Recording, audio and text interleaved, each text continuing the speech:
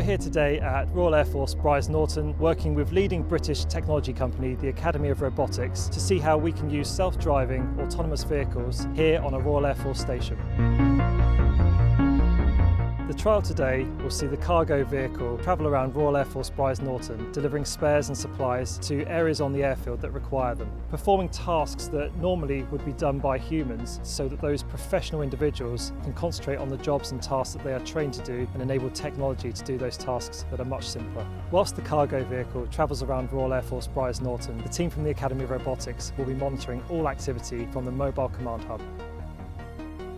In the future, cargo could take larger equipment like the tyres behind me out to the airfield within an upscaled electric vehicle and delivered to the engineers to fit onto the aircraft. On a day-to-day basis, certainly working with cargo and Academy of Robotics, this would allow supplies to be brought to the front line faster, allow for more efficient use of our personnel. The Royal Air Force Astra programme aims to build a workforce fit for the future. Ultimately, Royal Air Force Brize Norton want to capitalise on this technology. We got in touch about maybe 18 months ago, and since then we've been working towards this day where cargo was driving past the aeroplanes here on the airfield, performing semi-autonomous deliveries. We're very excited to hopefully be working with them more in the future, and it was so helpful to our team and we're very accommodating. Can't wait to do more with them.